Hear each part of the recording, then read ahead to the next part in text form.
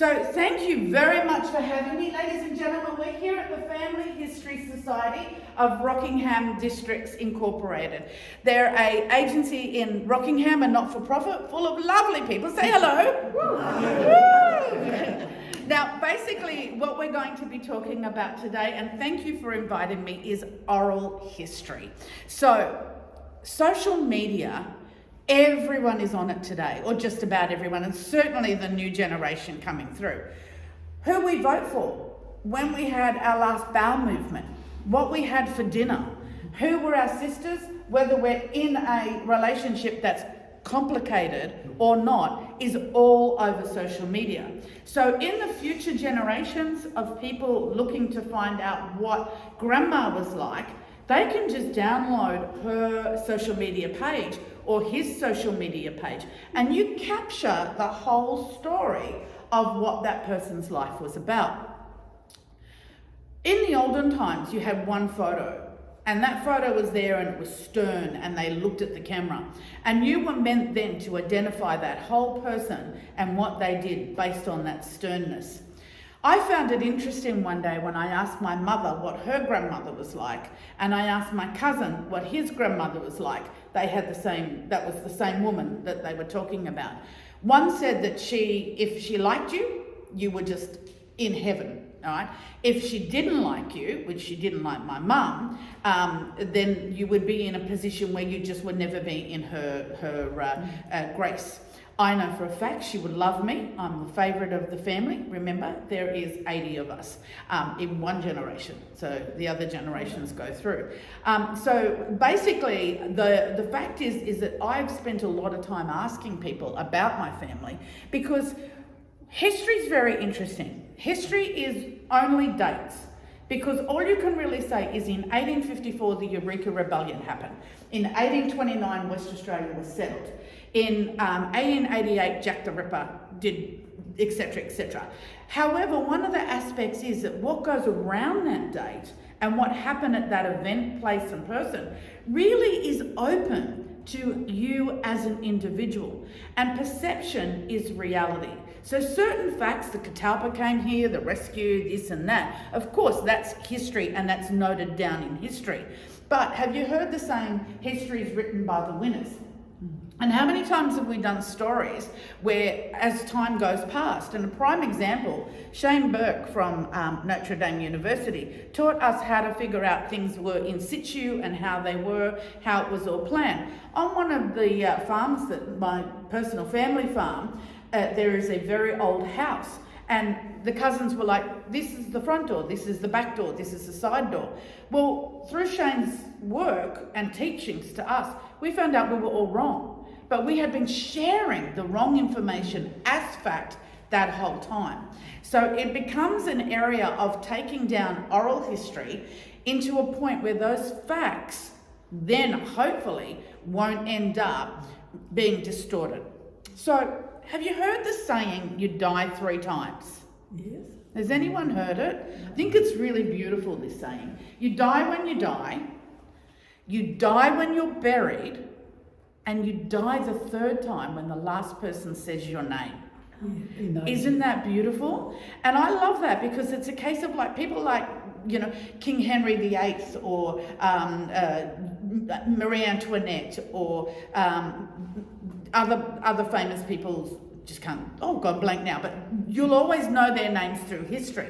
So one of the things is, if you can say, what's your grandmother's name? Great. What's your great-grandmother's name? Brilliant. What's your great-great-grandmother's name? So when you mention the name, their life still is alive.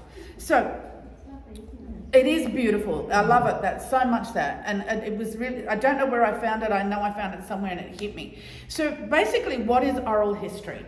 A, I hate the name. I wish they would change it. B, oral history is so much more than the spoken word, because oral history is the basis of, we have a perception. It is a basis of sitting with an old person, telling their stories before you remember them. Now, I apologise to any Christian in the room, and to certainly Pastor Darren Maloney, very dear friend of mine, but the Bible was written by a bunch of guys 30 years after Christ died that went, holy hell, we're going to die, we better write something down. Case in point, Mary Magdalene is mentioned twice in the Bible. If you actually read, and I've studied the Bible from historical point, not a Christian point. Oh, I have a Christian point, but from a historical point. And if you actually read it, Mary Magdalene was actually a much older woman who probably financed Jesus in his thing. But remember, there's only two sentences in that whole Bible that go towards Mary Magdalene. Yet so far, we've made her a prostitute and a fallen woman, and she's done this and etc. So again, never let the truth get in the way of a good story. So when you try and remember a lot of these stories, when you're on your deathbed, when you're sick, when you're really trying to get it, a lot of what you remember, and there's this great thing that says when people argue, people talk. I remember meeting a young gentleman a few years back in Sydney, and he and I went to school together, and he was basically, no, we went on the bus, we spoke, we did this, you really helped me, etc. I'd completely forgotten all of it, and I still challenged, did I remember his story, or has he planted the memory of his story? But I do believe that I was on that bus with him. He was a very decent fella, still is a decent fella. Sorry, Lee, you're not dead yet. But before you do, let me write down your oral history. So oral history, ladies and gentlemen, to me is so important, but it is not only about me taking over for an older person. It is about having a situation where it might be for an older person. It might actually be the spoken written word. It might be somebody writing things down. It might be someone tape recording it. But see, the problem that's happened all the years, and one of the things, and I understand that the museum has a lot of tape recorded ones, well, we don't own tape recorders anymore. We need to get a lot of these things back now. And I believe very, very firmly that the photos and the recordings need to be in the public domain, because it's history to share for all of us, not just one or two people, etc. Which is why I love Shane. I love Shane. So in saying that, I love you too, husband. In saying that, one of the areas is that nowadays we've got it recorded. Right? Everything's recorded digital. If you've got them on those old photos, a lot of those photos are faded. If you've got it on the tapes, one tape splits, you'll never get it back again without paying a lot of money. So I've got one on my granddad. My granddad was classified as one of the men from Snowy River. Leonard Teal did the story, the man from Snowy River poem. And so they inserted it on ABC, he told stories, inserted it. So I actually pulled the tape, made it a digital recording, and then transcribed the wording for people who want to read it. But then I took a bunch of photos and created a photo book, which is like $15, $20, put the stories in, right, put a couple of photos in, handed them out as Christmas presents. So that's a great thing to do for family members. Now the photo that you see on me with the one is me speaking to Auntie Rose. And Auntie Rose is, she was the older lady in the family who had all the secrets, per se. In saying that, she had to be in the frame of mind to share those stories. And believe me, when she was in that mind, we sat down and listened, but no one recorded them. No one. And it's that whole sort of thing of like, oh wow, I really, really would like to have those stories now back, etc. So one of the things that it is not boring. It is not boring at all. People see history as boring. But one of the aspects is oral history could be about people. It could be about a 20-year-old person who has suddenly got 6 months to live. Share their story, how they're feeling. It could be about, so 3 years ago, we had the Rockingham beach car. Right? So we should have recorded the committee's thoughts and feelings on the first one, so that when the 50th year anniversary came about, that recording was still around. So I've been lucky enough to get in contact with some politicians that are no longer in the political game. They've just recently, not in the last election, but before, and they've given permission for me to actually record what it was like as their tenure into that.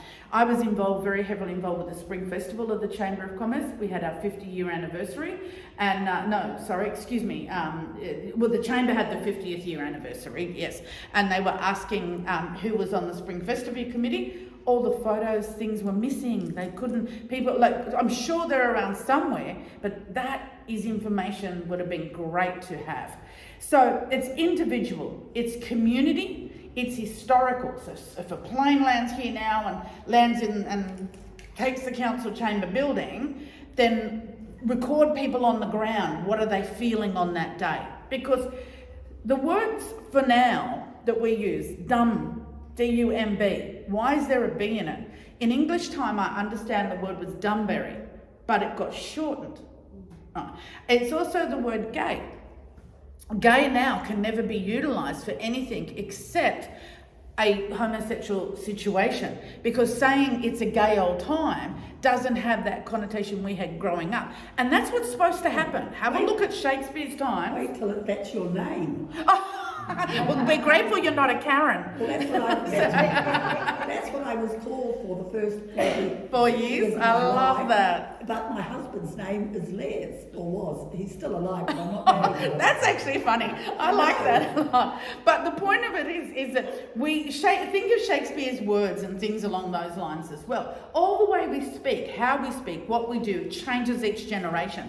The next generation coming up is not going to go A-R-U, A-R-E, Y-O-U, okay? It's just R-U-K. That's it. And it's I-D-K is I don't know.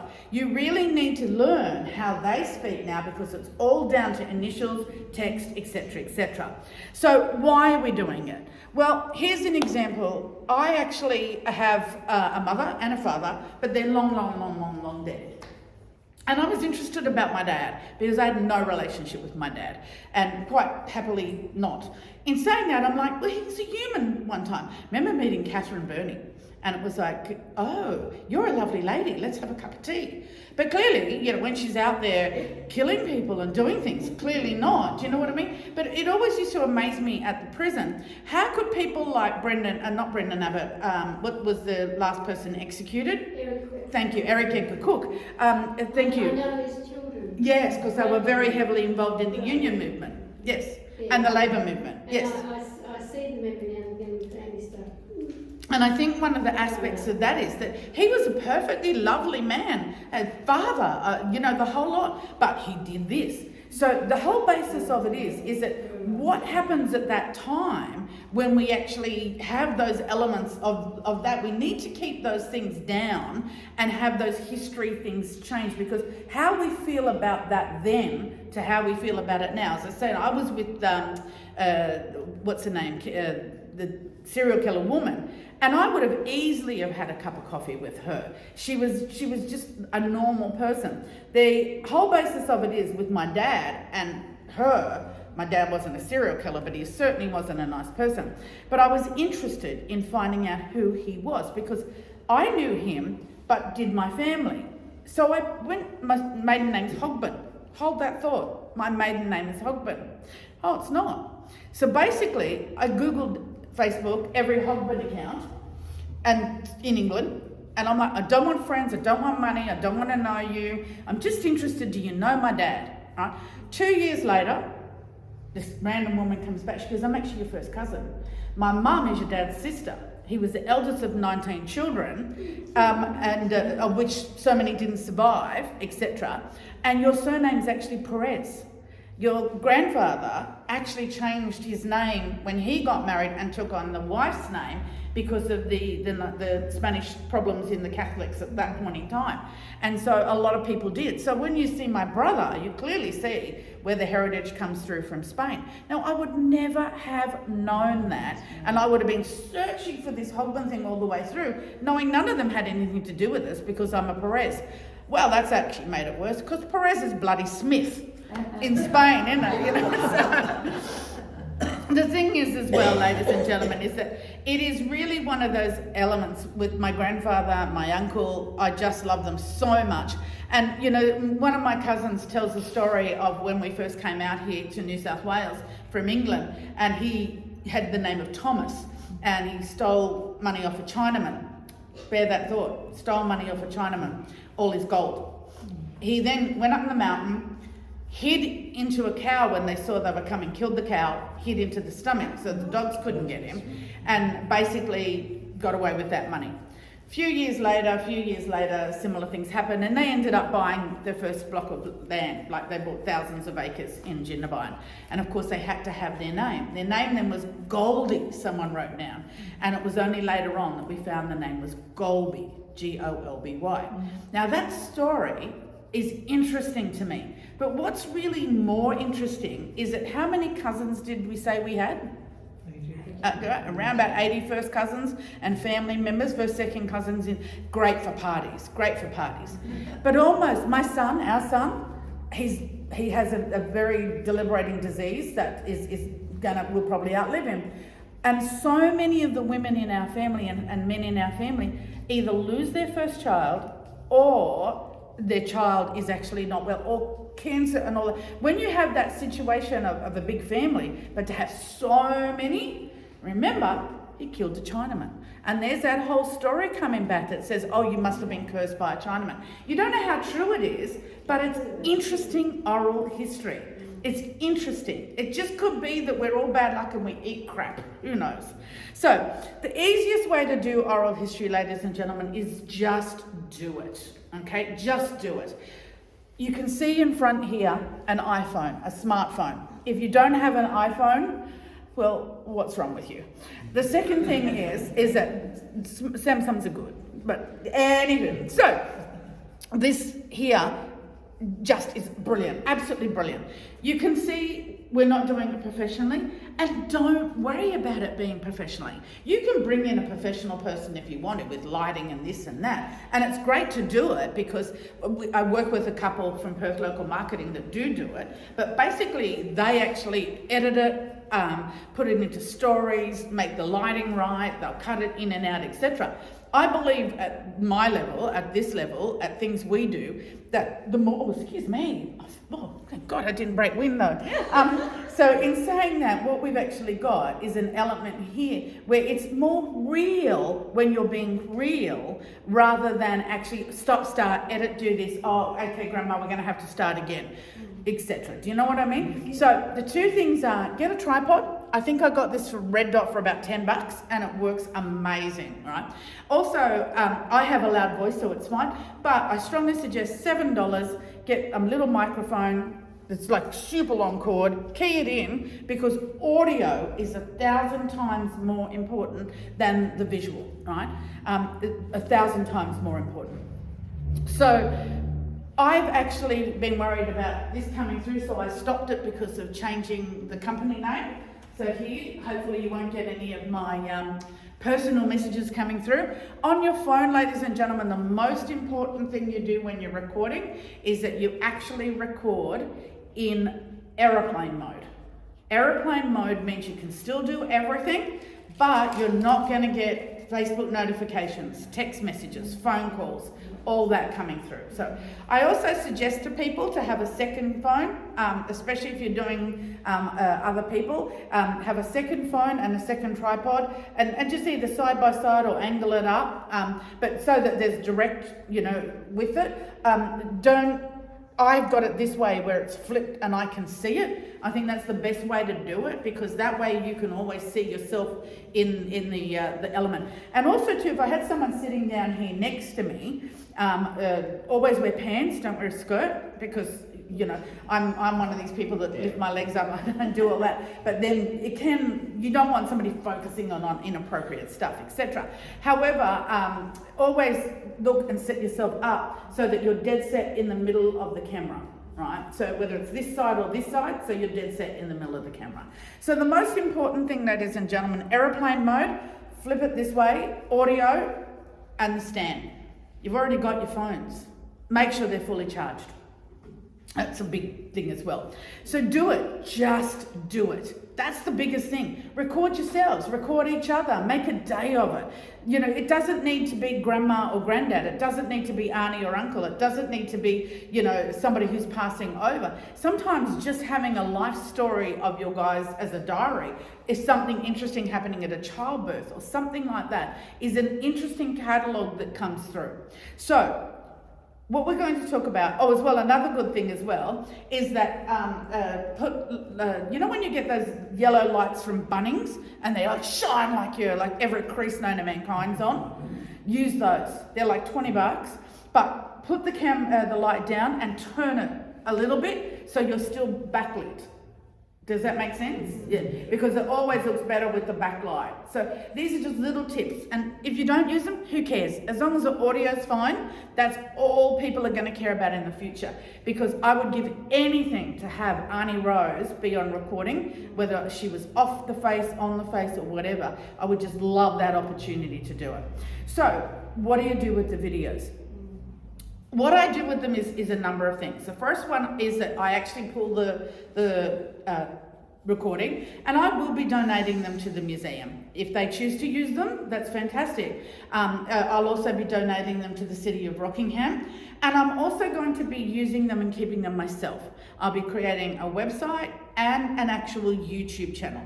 The YouTube channel will be public, but if you do your YouTube channel yourself, which is free, so easy to set up, and I'm happy to show that to anyone, but YouTube has a YouTube showing you how to set up a YouTube, right? So basically you could call it the Smith Family Robertson. I think that's taken though, but you know, the Smith family of Rockingham, and then you just upload the videos, upload the videos, upload the videos. Now, those YouTube channels can actually be set to private, which means that only people with the link that you email that link to can actually watch that video.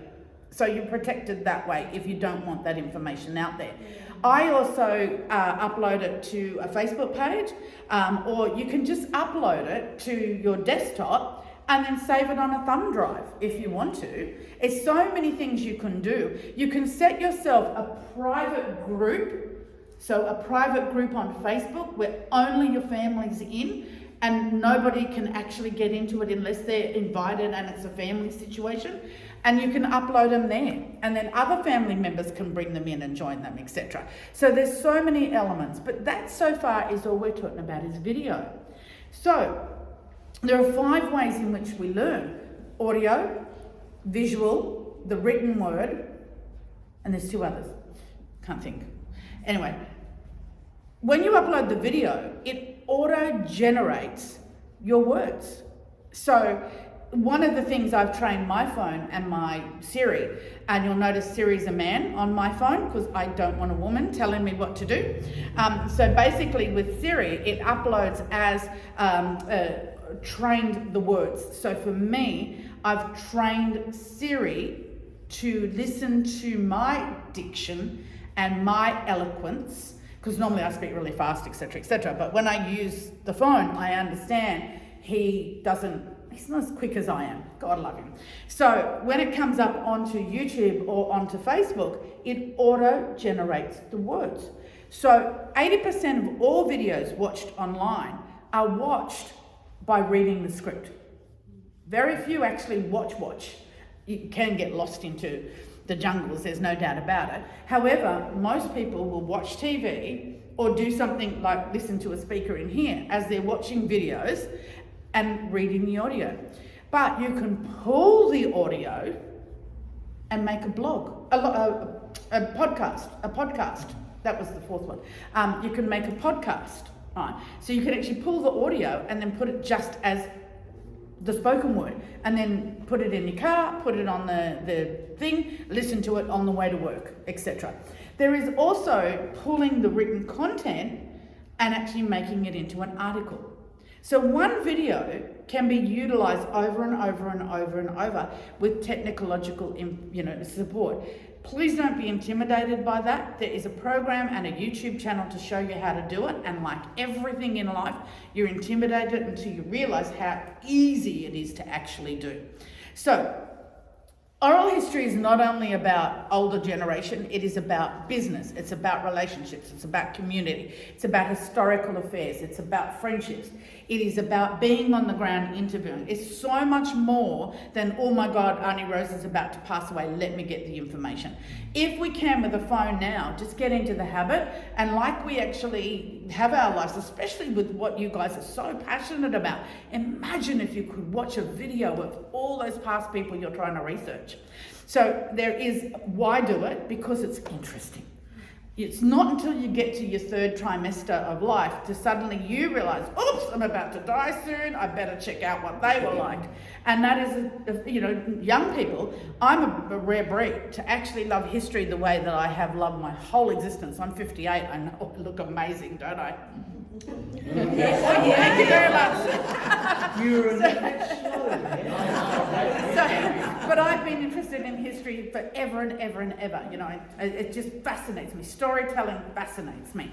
So in that aspect, it is not just leaving it to the last minute. In our generations, in things now, we're the last ones to actually need this. We're not going to be on as much as what grandchildren are. Does that make sense? Yeah. So record things down. I've started doing that, writing, typing. I started right from the beginning. Love it. 0 to 10, and 11 to 20, and that. You can do it at any stage, and then put it in order eventually. That's what I wanted to do. Was I always had a dream to have a journal right from day one, etc.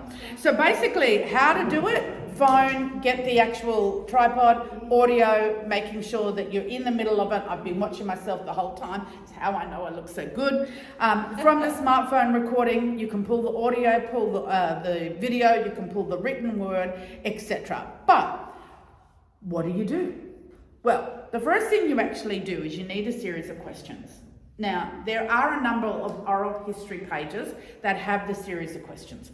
But the key elements are, if you're actually doing somebody who's a bit unsure, you guys all seem fine, etc. But if you've got grandma, for example, you would actually do it in grandma's home, because grandma's home makes her feel comfortable.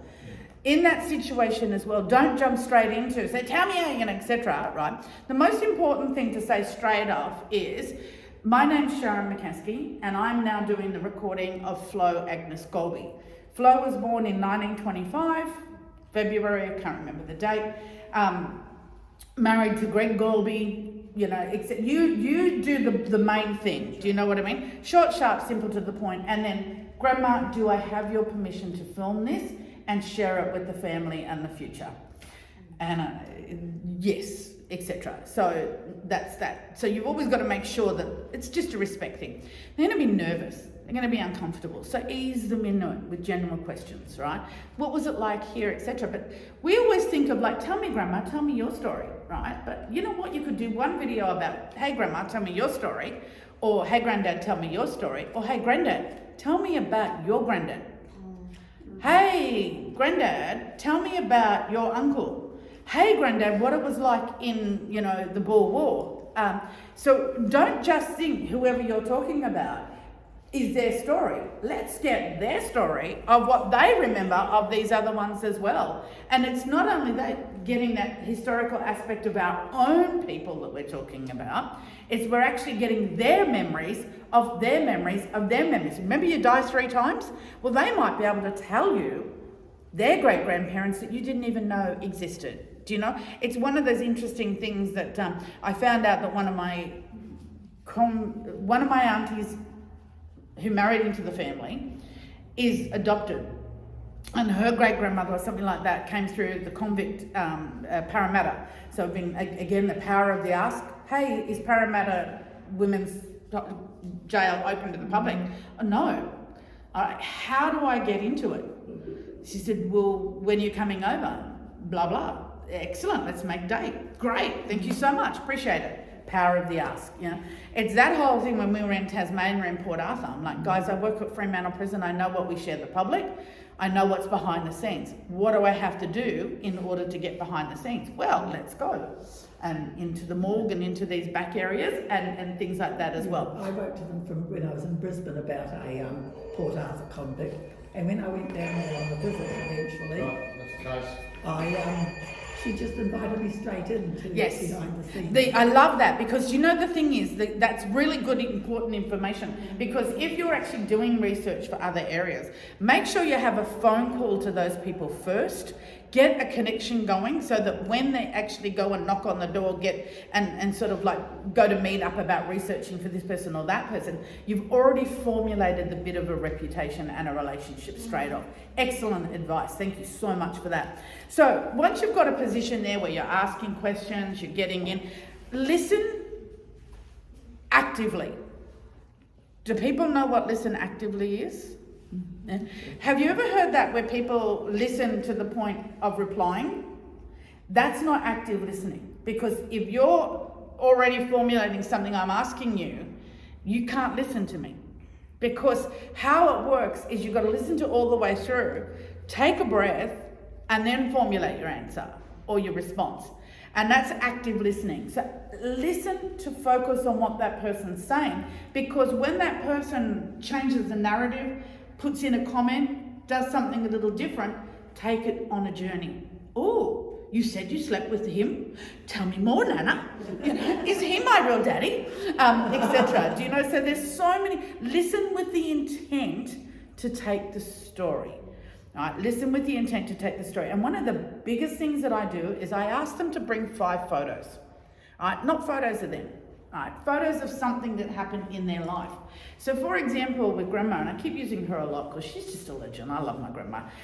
So I don't think she liked me, but that's a whole different story. So Grandma had worked at I wish I can think of the name of it, and I've been racking my brains all day trying to think of it, but it was like David Jones or one of those big, I think it might have been Grace Brothers or something like that in Sydney in the 1920s. And there's a great photo that I love of 5 women on the beach in their, covered up hats and costumes and stuff, and just loving life like we would love it with our tops off and things down here. Again, history changes. And so basically I'm like, I remember asking Grandma years and years and years ago, who were the people? What were their names? Dolly Underwood. I still remember the names of the people because I was so fascinated by that day. They were on a work do. They went out and had fun. They caught up with the people. They stayed that day, ended up walking home that night. And as they were walking home, they ran into a girl and she said the word bloody. Grandma's never been so scared in her life. And I went, well, tell me more, because that's f***ing awesome, Grandma. But it's true. It's how we move things along. Do you know what I mean? And she actually said to me, and I'll never forget that, she said it was the scariest day of her life. Biggest thing I ever learned off my life is off my grandma. We were sitting at the farm one day and I'd come in and I said, Granddad has just let me ride the horse and I fell off out the front. I was crying, etc. And her response, God love her, was like, yeah, so you shouldn't have been on the horse. And I'm like, okay, fair enough then, So I remember thinking, okay, I really don't like you either. So then we sat there and we started talking. And I said to Grandma, let's go to Auntie Alma's. Let's go to Auntie Joyce's. She said, I can't drive. I said, you can't drive? She said, no. Granddad tried to teach me to drive when we first got married, and she must have been frustrated. You can picture them together. Do this, do that, no, and I'm walking away. But she never got back into the car again. So she was stuck on a 700-acre farm in 1920, 1930, 1940, 1950 with no company. She had to wait for somebody else to actually take her to other places. So her story, in my mind, was one of loneliness, one of regret. And she said to me, biggest decision I ever had was that regret. And I must have been 7, 8 or 9 at the time. I know I was very young. And I remember that was the day I decided I was never going to regret anything. I was always going to ask for whatever I wanted. I was strong right from that time frame. So basically in that area, we get into an element of the storytelling. Now imagine if I had that recorded, because I often think at 50 years later, how much of that have I got right? How much have I fantasized to be different? So that photo gives me an element of being able to tell people's story. Now imagine this. You've got a photo up on the wall of 4 cousins in 1850. We've got one that comes up that's, like that day. That's a prime example photo, right? What happened on that day? Who was in the photo? Where were they going? What were they doing? What did they purchase? The Mears family. I believe that is it? I'm not sure. I have to Google it. I've been told it was. If you double click on the cover picture. The house is still in existence. Yes. Very unrelated to them. Yes, but my point is wouldn't it be great if you could look at this picture and know 100% who they all were, what they all were. And I tell you, I was in New York And I with my best friend, Kathy. My husband is my best friend, but he's my male best friend, she's my female best friend. In saying that, we were in a museum and a lady was taking a tour and it was paintings, not photos. And she said, you study what they're wearing. You study their jewelry, you study their fingernails, you study intricate little details and you'll get a story. And you know, it's so true. It's so true, from the clothes they wear to the things they do, the hats they are, the beard, everything. You can really, really get a story. So ask Grandma about her grandma. Ask Grandma about her childhood. Ask Grandma about her sisters and family. Ask Granddad what it was like, you know. Ask Grandma, how did she feel being suppressed as a woman, if that's how she felt? Because a lot of women, they didn't feel uncomfortable about being in that position. Do they now feel women's lib has gone so far? Get their perspective of a certain subject. So oral history is not just, oh, let's sit down and write about Auntie June before she passes away. It is so many different stories. Not one video, it's 100 videos. And it's really, really interesting. And I'll finish up by saying, usually when you're recording somebody, the longest amount of time you can have somebody tell their story, sit down and be engaged, is about an hour. Well, we've been 35 minutes, 36 minutes, and I know I've kept you entertained.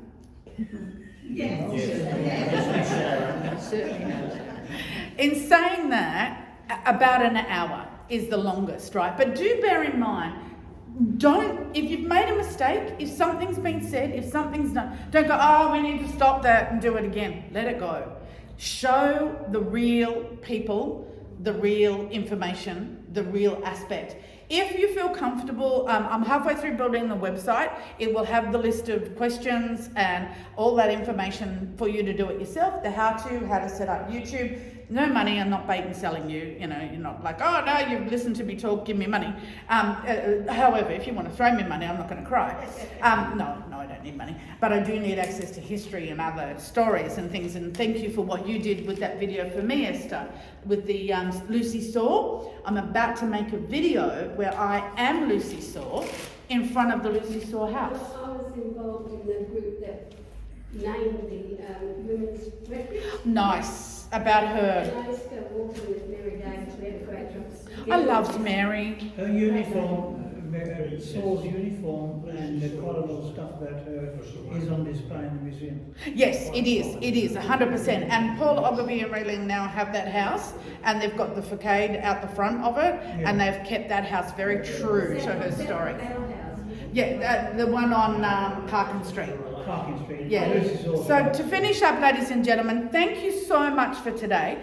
Oral history is more about being in a relationship of finding lots of stories. Oral history isn't just oral history. It is about recording the written word, taking that word and making sure that we actually transcribe it into podcasts. So putting it into blogs, photos.